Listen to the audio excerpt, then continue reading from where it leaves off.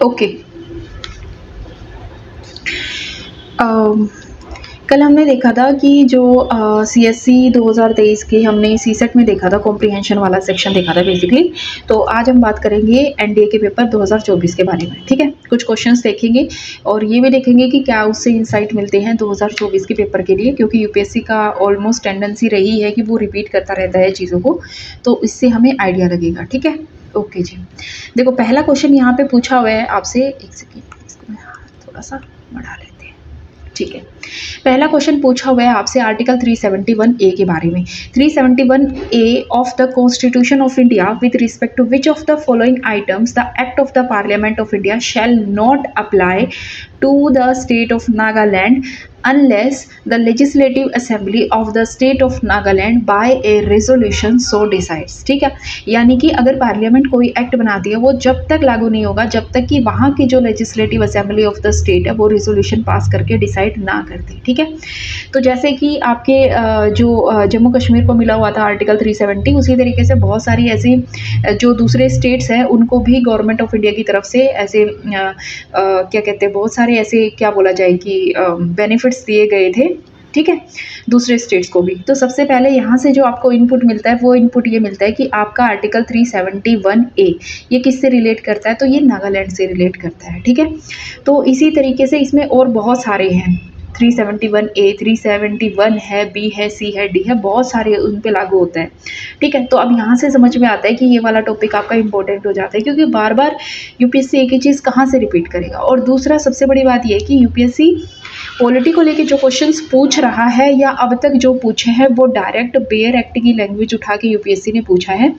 UPSC ने किसी book को फॉलो नहीं किया है। ठीक है, तो जब भी आप बात कर रहे हो स्पेशली प्रीलिम्स के बारे में, तो जो आपका मेन फोकस होना चाहिए वो बेयर एक्ट पे ही होना चाहिए। उसका एग्जाम्पल है, देखो ये है आपके बेयर एक्ट की लैंग्वेज कि special provision with respect to state of Nagaland, और उसमें बोला है कि कोई भी चीज़ कॉन्स्टिट्यूशन में तब तक अप्लाई नहीं होगी, shall apply to the state of Nagaland unless the legislative assembly of the Nagaland by resolution so decide. Same language है, कोई डिफरेंस नहीं है। ठीक है, तो ये समझ में आने वाली चीज़ है आपकी। तो देखो सबसे पहले यहाँ पे क्या है कि कौन कौन सा है आपको बताना है। रिलीजियस सोशल प्रैक्टिसेस है नागाज की, बिल्कुल है। Naga customary laws and procedures, बिल्कुल है। ओनरशिप ट्रांसफर ऑफ लैंड और रिसोर्सेज, ये बिल्कुल है। देखो यहाँ पे क्या है, अगर आपको नहीं पता तो एक चीज़ आप एलिमिनेट कर सकते हो, वो है बाउंड्रीज ऑफ नागालैंड। क्यों? क्योंकि यहाँ से अब क्या समझ में आता है, किसी भी स्टेट की बाउंड्रीज डिसाइड करने का हक जो है किसको है, आपके पार्लियामेंट को दिया गया है। ठीक है, कौन से आपके आर्टिकल आते हैं, अंडर आर्टिकल 3। तो यहाँ से आपका एक और टॉपिक निकल के आता है, वो है आपका आर्टिकल नंबर 3 कि आर्टिकल नंबर 3 क्या कहता है कि पार्लियामेंट करती है। उसके बाद देखो इस आर्टिकल में 2 बार आपके अमेंडमेंट हो चुके हैं, वो अमेंडमेंट पता होना चाहिए। आर्टिकल जैसे आपका मनी बिल होता है वैसे ही आपका आर्टिकल नंबर 3 है। आर्टिकल नंबर 3 आपको क्या कहता है कि इसमें भी आपको प्रेसिडेंट की प्रायर कंसेंट की ज़रूरत होती है। दूसरा क्या होगा कि जो भी रिजोल्यूशन यानी जो भी आप बिल इससे रिलेटेड लेके आते हो वो बिल आपको लेजिस्लेटिव असेंबली में भेजना होता है। कौन सी legislative assembly? Legislative assemblies of state. यहाँ पे क्या है कि जब आपका 18th कॉन्स्टिट्यूशन अमेंडमेंट किया था तो वहाँ से ये चीज़ें शामिल की गई थी कि यहाँ के आपके प्रोविज़ों में वो चीज़ ऐड की गई थी कि पहला तो प्रेसिडेंट की प्रायर रिकमेंडेशन चाहिए, और दूसरा जो भी लेजिस्लेटिव असेंबली ऑफ स्टेट्स है वहाँ पे स्टेट्स के साथ साथ यूटी शामिल नहीं है। दूसरा, प्रेसिडेंट स्टेट लेजिस्लेटिव असेंबली को कितना टाइम पीरियड देता है उस पर्टिकुलर रेजोल्यूशन या उस पर्टिकुलर बिल पे अपनी जो भी उनकी अंडरस्टैंडिंग है उस अंडरस्टैंडिंग को बताने के लिए, या वो जो भी उनकी थॉट प्रोसेस है उसको बताने के लिए, तो ये टाइम पीरियड मेंशन नहीं है कॉन्स्टिट्यूशन में। ठीक है, तो यहीं से आपका रिवीजन हो जाता है। तो आपका दूसरा क्या होता है, आर्टिकल 3 के अंतर्गत जितने भी आपके बिल्स आते हैं वो कॉन्स्टिट्यूशन अमेंडमेंट बिल नहीं माने जाते, वो सिर्फ ऑर्डिनरी बिल्स माने जाते हैं। ठीक है, और दूसरा एक क्वेश्चन फिर यहाँ से ये निकल के आता है, क्या अंडर आर्टिकल 3 जो भी स्टेट की कंसेंट के लिए भेजा जाता है या स्टेट की रिकमेंडेशन के लिए जो भी भेजा जाता है, तो क्या वो रिकमेंडेशन मान ली जाती है? तो ये it's up to the parliament वो माननी जाए या ना मानी जाए। तो यहाँ से ये चीज़ समझ में आती है। ऑप्शन नंबर 4 आपका खत्म हो जाता है। ठीक है, उसके बाद क्या है कि अगर देखो मतलब बिल्कुल नहीं पढ़ा है या आइडिया ही लगाना है चीज़ों को, तो अब एक चीज़ समझ में आती है, अगर उनको एक स्पेशल प्रोटेक्शन दी है तो कुछ तो होगा स्पेशल। तो ऑब्वियस सी बात है उनकी रिलीजियस सोशल प्रैक्टिस और नागा कस्टम रिलीज दोनों सेम ही है, ये तो दोनों एक दूसरे के कॉम्प्लीमेंट है। जहाँ समझ में आता है एक दूसरे कॉम्प्लीमेंट यानी 1 और 2 साथ में आएगा, भले ही आपको तीसरे का आइडिया हो या ना हो, बट थर्ड वन क्या आ जाता है आपका इनके साथ ही आ जाता है, तो आपका आंसर ऑटोमेटिक निकलता है। और एक अलग से क्या है, वो भी यही है, एडमिनिस्ट्रेशन ऑफ सिविल और criminal justice involving decision according to Naga customaries law. और ये सेम के सेम चारों के चारों प्रोविज़न आपके जो हैं वो आपके मिज़ोरम पे भी लागू होते हैं। तो ये चीज़ें है ना, आपको मतलब आइडिया होना चाहिए, उस पे देखो तो आपका टॉपिक निकल के आ जाता है। यही आपका रिवीजन है कि कहीं ये अगर मान लो टॉपिक आपका आ गया तो थोड़ा सा आइडिया हो जाता है। देखो, एक क्वेश्चन आपसे पूछा हुआ है क्या, यूपीएससी डिस्क्वालिफिकेशन को लेके हमेशा डायरेक्ट इनडायरेक्ट क्वेश्चन पूछती है। अब स्पेशल जो बात है वो ये देखने वाली चीज़ है इसमें कि यूपीएससी ने ना आपको आर्टिकल नंबर दिया है साथ के साथ, उन्होंने नहीं पूछा है।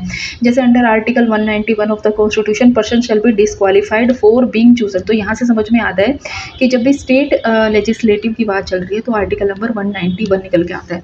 आपका दूसरा काम क्या है, यहाँ पे देखो कि पार्लियामेंट के लिए कौन सा आपका आर्टिकल नंबर आता है। जैसे 102 डील करता है डिस्क्वालिफिकेशन से लेके, इस तरीके से, ठीक है। ओके जी। For chosen being a member of legislative assembly legislative council, अगर उस पर्सन ने प्रॉफिट ऑफ ऑफिस होल्ड किया है, किसका, स्टेट गवर्नमेंट का और गवर्नमेंट ऑफ इंडिया, तो आपका कॉन्स्टिट्यूशन कहता है कि जब भी प्रॉफिट ऑफ ऑफिस होल्ड करते हैं state government, government of India का, तो दोनों ही केस में आप डिस्क्वालीफाई हो जाओगे, यानी कि बोथ 1 और 2 ऑप्शन आपके होते हैं, ठीक है। यही सेम डिस्क्वालिफिकेशन आपकी लागू होती है 102 जब आप बात करते हो पार्लियामेंट की, या फिर आप बात करते हो जब एक किस्म से बोला जाए लोकसभा या फिर राज्यसभा में डिस्क्वालिफिकेशन की बात करते हो। दूसरा एक क्वेश्चन अराइज ये होता है कि जब भी डिस्क्वालिफिकेशन की बात आती है तो एक्चुअली इसका फैसला कौन करता है। जैसे आपने पढ़ा होगा जब हम पढ़ते हैं पॉलिटी कि जो एंटी डिफेक्शन लॉ होती है, अगर वहाँ पे कोई डिस्क्वालिफिकेशन आती है तो फैसला कौन करता है, स्पीकर करता है। लेकिन जब बात आती है 102 आर्टिकल की 191, तो फैसला स्पीकर नहीं करता। 102 अगर डिस्क्वालिफिकेशन यानी पार्लियामेंट में डिस्क्वालिफिकेशन की बात आती है तो फैसला करने वाले होते हैं आपके प्रेसिडेंट। लेकिन प्रेसिडेंट को फैसला हमेशा करना पड़ता है इलेक्शन कमीशन की रिकमेंडेशन पे। ओके, कॉन्स्टिट्यूशन में एक वेयर एक्ट में ये वर्ड भी लिखा हुआ है कि प्रेसिडेंट शैल, ठीक है, यानी करेगा ही करेगा, और president shell give his decision based on the recommendation of election commission, उसको करना ही पड़ेगा। यानी इलेक्शन कमीशन की जो भी रिकमेंडेशन होगी यहाँ पे वो प्रेसिडेंट के लिए मानना ज़रूरी हो गया। और 191 क्या में किसके अकॉर्डिंग है, यहाँ पे आपका करता है फैसला कौन, गवर्नर। पर यहाँ पे भी गवर्नर किसके उस पर फैसला करेगा, तो ऑब्वियस सी बात है आपके इलेक्शन कमीशन पे ही कमीशन की रिपोर्ट पे ही वो आपका फैसला करता है, ठीक है। तो ये हो गया। यहाँ पे समझ में आ रहा है कि यूपीएससी ने अब आर्टिकल नंबर भी देने शुरू कर दिया। मोस्टली यूपीएससी ऐसे ही पूछता है, अब आर्टिकल के साथ पूछते हैं, ठीक है जी। एक थर्ड टाइप का जो क्वेश्चन है वो ये है कि यूनाइटेड नेशन डिक्लेरेशन कन्वेनेंट्स के बारे में पूछा हुआ है कि कौन पहले आई कौन बाद में आई थी, ठीक है। तो अब ये कम से कम आपको बिल्कुल, अगर मान लो ठीक है, एक यूनिवर्सल हम डिक्लेरेशन ऑफ ह्यूमन राइट की बात करते रहते हैं, मोस्टली हमें आइडिया होता है, ठीक है, कि हाँ इसका आइडिया है।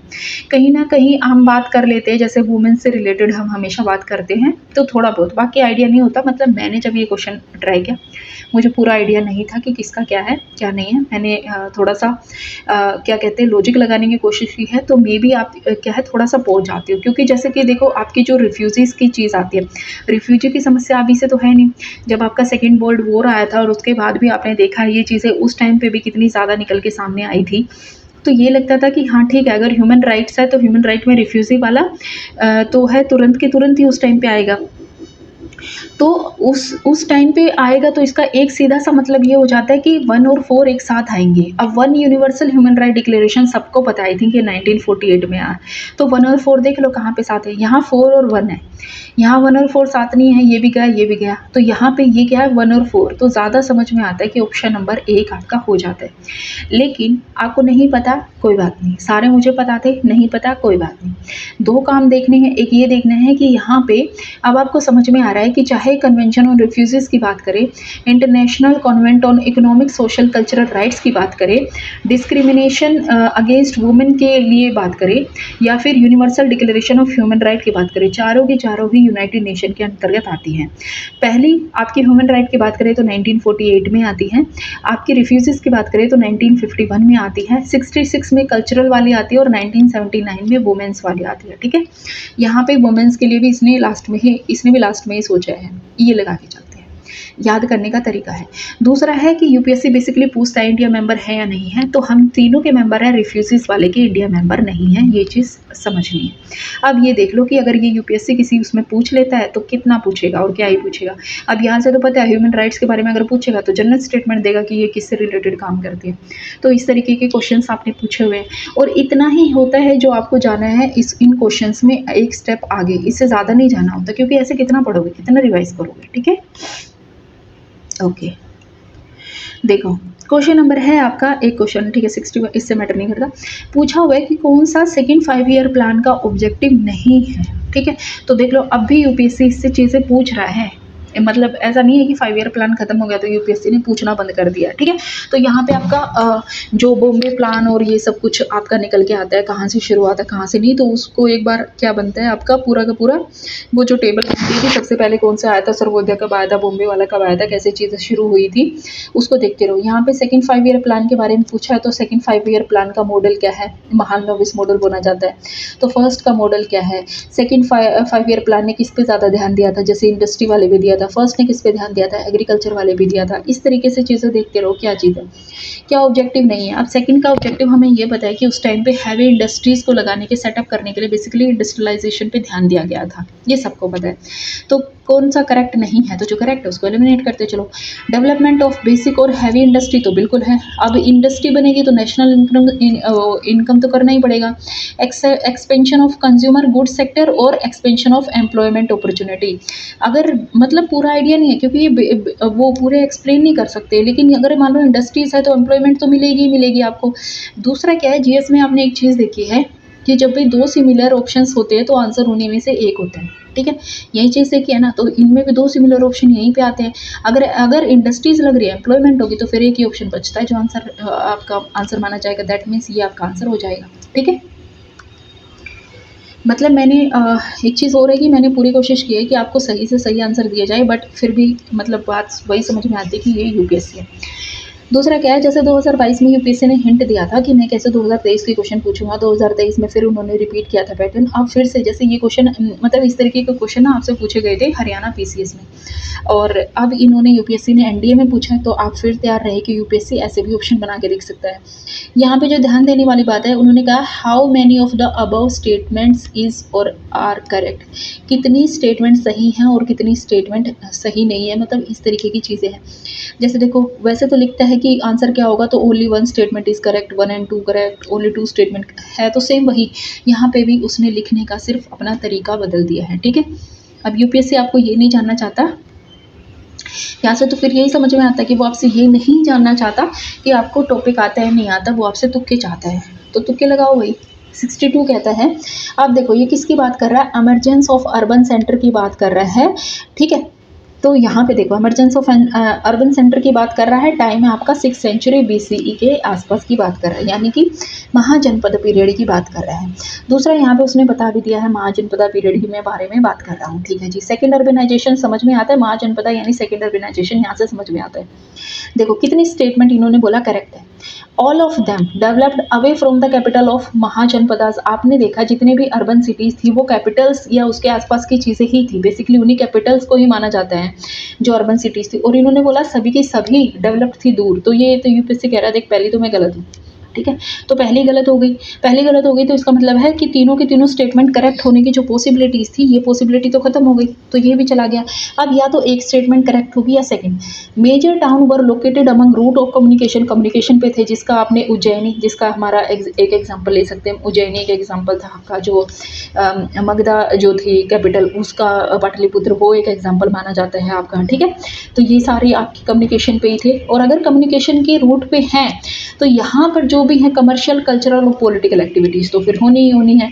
इसका मतलब यहाँ पे देखो, यहाँ पे बोला all of them, extreme word है, यहाँ पे मेजर टाउन्स वर लोकेटेड, बहुत सारे ऐसे थे जो कम्युनिकेशन के उस पर थे, इसने बोला सब नहीं थे, यहाँ पे भी बोला कि उन सब में मोस्टली में ऐसा होता था। तो ठीक है भाई, तो आपकी कितनी स्टेटमेंट करेक्ट होगी, 1 and 2, 2 स्टेटमेंट आपकी क्या होगी, करेक्ट होगी। ठीक है, यहाँ से एक चीज़ समझ में आती है कि हिस्ट्री के क्वेश्चंस में इन्होंने क्या दिया, आपकी बार मिनिमम ऑप्शन पे ये नहीं गए हैं, जो आपका मतलब थोड़ा-सा ध्यान देने वाली चीज़ होती है। देखो, एक क्वेश्चन उसने पूछा एंशिएंट इंडियन इंस्क्रिप्शंस के बारे में।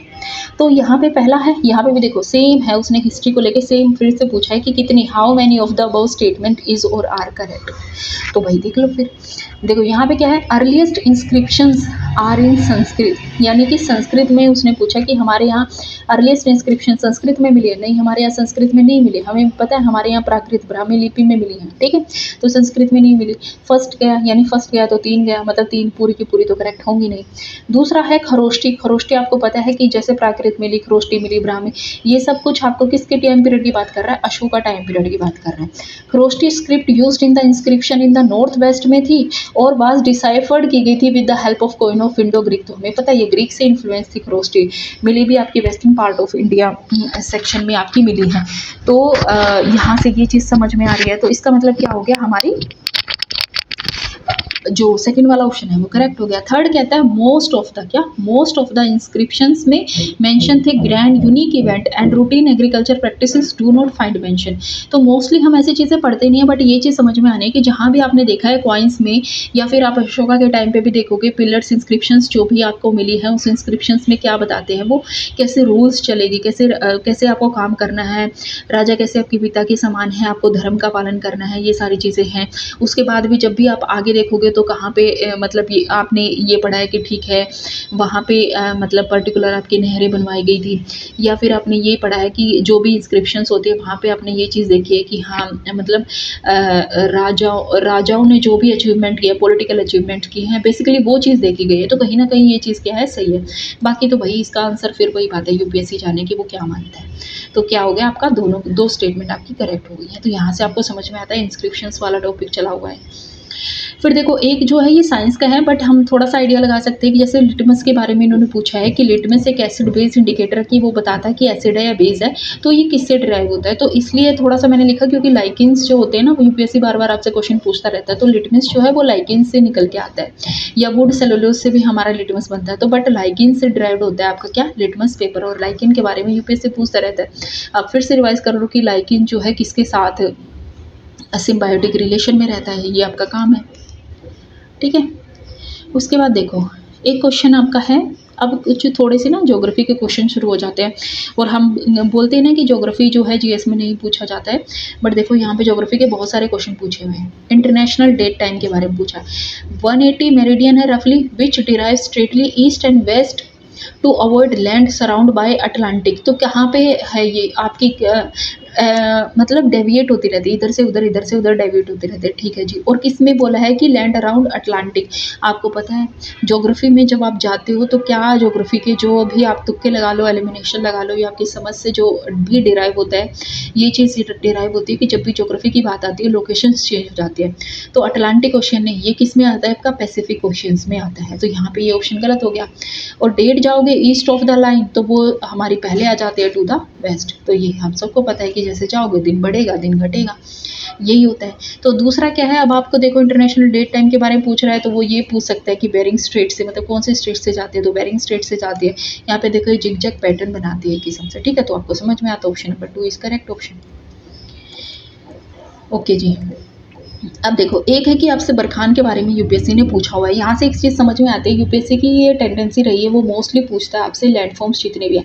तो जितने भी लैंडफॉर्म्स हैं, चाहे वो विंड से बनते हैं, चाहे वो आपके वोल्केनो वाले लैंडफॉर्म्स बनते हैं, या वोल्केनिक इरप्शन से बनते हैं, या फिर आपके मतलब जो भी आपकी सारे के तरीके के लैंडफॉर्म्स हैं, जैसे रिवर से बनते हैं, वो सब कुछ एक बार क्या कर लो, उसको रिवाइज कर लो कि कौन कौन से लैंडफॉर्म्स हैं, क्योंकि यूपीएससी ने पूछ लिया है क्या करेक्टरिस्टिक्स हैं। तो देख लो भाई क्या करेक्ट है बरखान के बारे में।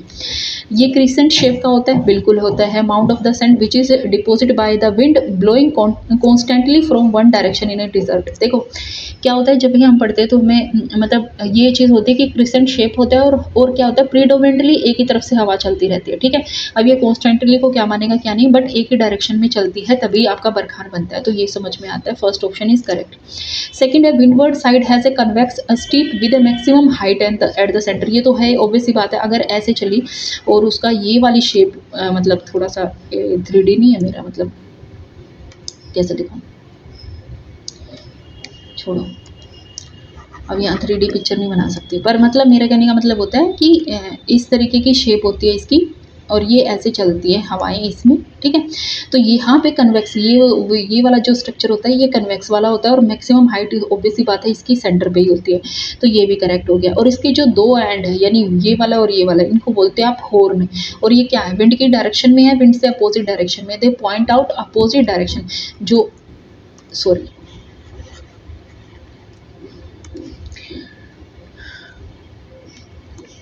ठीक है। देखो तो अभी क्या था, जैसे ये जो दो एंड होते हैं ये आपके क्या कहलाते हैं, हॉर्न, और ये ना डाउनवर्ड डायरेक्शन में दिखाते हैं, तो विंड ऐसे जाती है, विंड के डायरेक्शन में नहीं जाती, यानी डाउनवर्ड है तो विंड के अपोजिट डायरेक्शन में दिखा रहे हैं। इसका मतलब क्या होगा, ये भी आपका करेक्ट है, यानी 1 2 और 3 करेक्ट है। बट यहाँ से जो कहने का मतलब है वो ये है, मे बी क्वेश्चन रिपीट हो सकता है, बट आपसे लैंडफॉर्म्स ऑफ विंड के साथ साथ आपसे रिवर के लैंडफॉर्म और चीज़ें भी पूछी जा सकती है, तो ये चीज़ें थोड़ी सी आपको ध्यान रखनी है। देखो एक क्वेश्चन आपसे पूछा हुआ है कब का, देखो अप्रैल 2023 यानी पिछले साल को न्यूज़ में आया था, तो आपको नहीं पता कब क्या पूछ रहे, लेकिन अगर मान लो आपने ऑरोरा वगैरह पढ़ा है तो फिर वो चाहे पिछले साल न्यूज़ का हो या आपके साल न्यूज़ का, उससे फ़र्क नहीं पड़ेगा, ठीक है। कैसे, देखो भाई, इन्होंने पूछा the solar wind upon reaching the earth atmosphere directed toward the two magnetic poles and in colourful light display होती है, ऑब्वियस सी बात है, ये तो सही स्टेटमेंट है, ठीक है।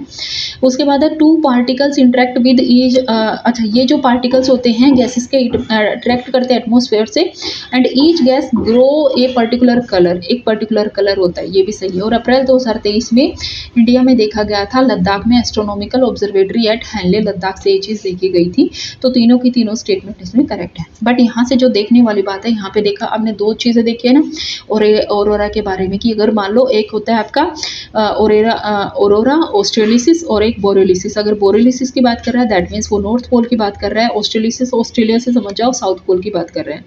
दूसरा क्या है, यहाँ पे आपको ऑरोरा को बोलते हैं पोलर लाइट, ठीक है, पोलर लाइट भी बोलते हैं। इसमें जो गैसेस होते हैं बेसिकली, जो सन स्टॉर्म्स आते हैं और उसके बाद जब वो हमारी अर्थ की तरफ आते हैं, तो पर्टिकुलर जो गैसेस होती हैं, दो गैसेस इसमें खास डोमिनेंट होती हैं, वो है आपकी नाइट्रोजन ऑक्साइड और ऑक्सीजन वाली जो होती है वो होती है।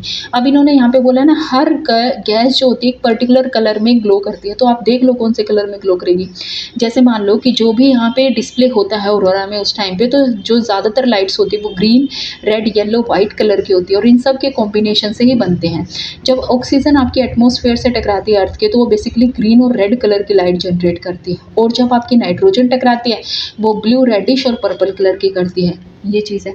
अब दूसरा आता है कि क्या जो ऑरोरा वाली सिचुएशन है वो सिर्फ अर्थ में होती है या कहीं और भी होती है।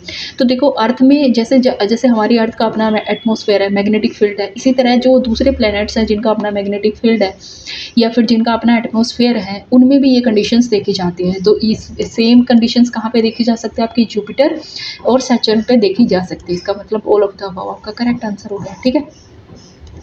ठीक है जी, एक आता है क्वेश्चन नंबर 72, सॉइल दो क्वेश्चन दे रखे हैं, और इसमें भी I am going to show you an example कि जहाँ पे यूपीएससी ने ना एक ही स्टेटमेंट को दो क्वेश्चंस में रिपीट कर रहा है। पहले वही देख लेते हैं ना।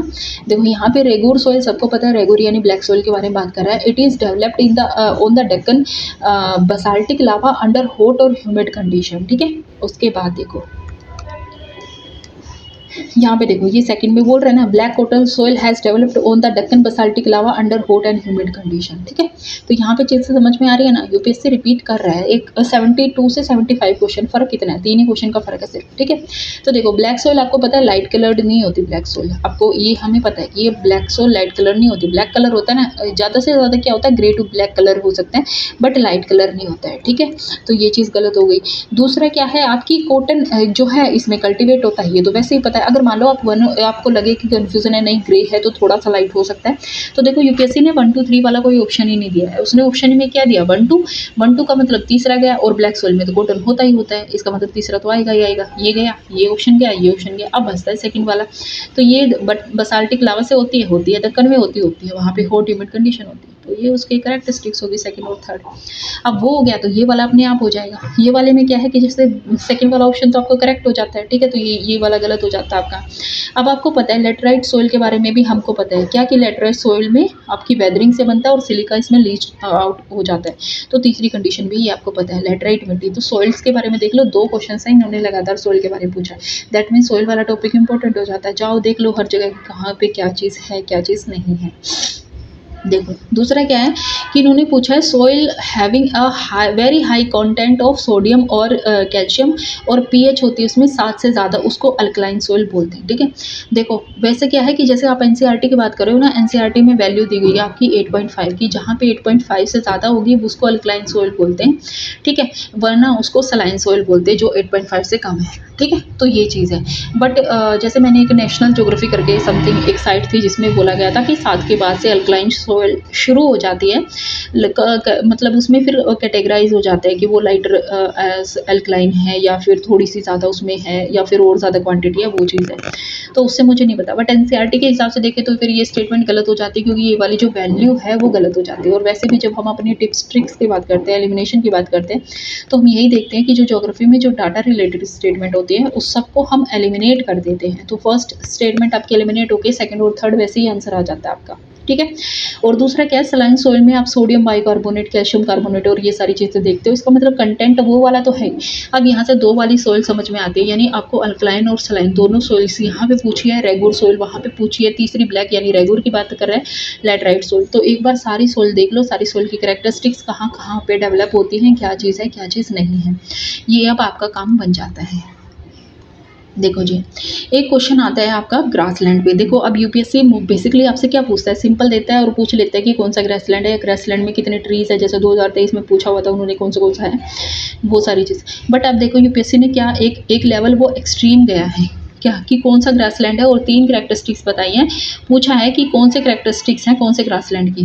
पहला कहता है extensive area of mid latitude की बात कर रहा है, यानी 30 to 60 या मतलब उधर साइड की बात कर रहा है। आर डिवोइड ऑफ ट्रीज और श्रब्स, ट्रीज वगैरह वहाँ पे कम से कम मिलते हैं, वो चीज़ बात कर रहे हैं। अब जब आपने मिड लैटिट्यूड पढ़ा तो आपने सवाना देखा ना, तो सवाना आपका ट्रॉपिकल में आता है, टेम्परेट नहीं। मिड लैटिट्यूड बात कर रहा है, दैट मीन्स ये टेम्परेट ग्रासलैंड की बात कर रहा है। तो सी ऑप्शन अपने आप एलिमिनेट हो जाता है, एक ऑप्शन यहाँ से एलिमिनेट होता है। दूसरा कह रहा है the climate is characterise by hot summer, cold winter, respectively low rainfall occur mainly in spring and summer. तो इसका मतलब क्या हो गया कि ये तो नॉर्मल जो टेम्परेट ग्रासलैंड है उनकी नॉर्मल कंडीशंस है कि वहाँ पे हॉट समर होती है, कोल्ड विंटर होती हैं और रिलेटिवली लो रेनफॉल होती है। और रेनफॉल भी आपकी कहाँ पे होगी, स्प्रिंग और समर में होती है, ये नॉर्मल है, जनरलाइज स्टेटमेंट है। सी कह रहा है in humid part grasses grow to a metre और मोर देन हाइट, उससे भी ज़्यादा वो उग जाते हैं, ठीक है। अब जब अगर मान लो कि अगर आपने देखे हुए हैं मैप्स में ये चीज़ें देखी हुई हैं, आपको लोकेशन पता है, तो आप थोड़ा बहुत आइडिया लगा लेते हो, ठीक है। जैसे देखो सवाना में बहुत बड़े बड़े या वो घास और वो सब मिलते हैं, तो वहाँ से आप आइडिया, बट यहाँ पे सवाना वाला ऑप्शन तो खत्म हो गया, उसने मिड लैटिट्यूड वाला बोला हुआ है। स्टेपी आपको पता है, स्टेपी यूरोप और एशिया, यूरोप जहाँ ज़्यादा बर्फ़ और ये सब सारी चीज़ें हैं, थोड़ा सा हमें समझ में आता है वेदर के बारे में, तो वहाँ पे तो इतनी लंबी चीज़ें तो नहीं मिलेंगी, इतनी लंबी घासें नहीं मिलेंगी, इसलिए वो चीज़ खत्म हो जाती है। तो स्टेपी कहाँ पे मिलता है आपको, यूरोप, एशिया वाले जो रीजन में वहाँ पे मिलते हैं। और वहाँ पे जो आपकी ग्रासेस होती है ना, उनकी हाइट अप टू अप्रोक्सीमेट मतलब मानी जाती है आधा मीटर तक जाती है वो, और बेसिकली ये ड्राई सीजन मतलब ज़्यादा ड्राई कंडीशंस में होते हैं। प्रेरीज बात कर रहा है किसकी, अमेरिका की बात करेगा। और पंपास किसकी बात कर रहा है, साउथ अमेरिका की बात कर रहा है। तो आपने देखा है कि साउथ अमेरिका क्या आपका जो साउथ अमेरिका है वो क्या बोलते हैं उसको,